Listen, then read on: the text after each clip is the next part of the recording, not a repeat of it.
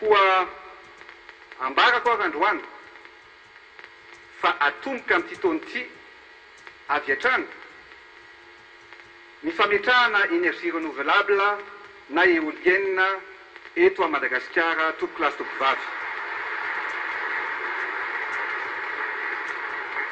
Apetrako ny mpanamby ary tsy maintsy ho vitatsika io ary amin'ny ohatra vitsivitsy tompo lasy tompo vavy.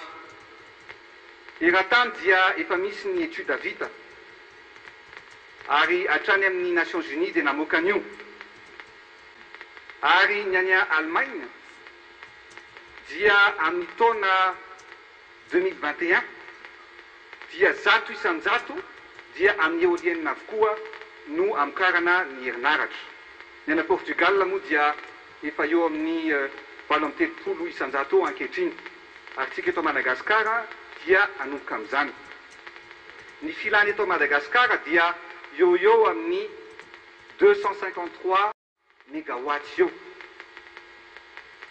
Ny any France hatramin'ny 2015 dia 3000 mégawatts ny éolienne ho apetraka izy ireo.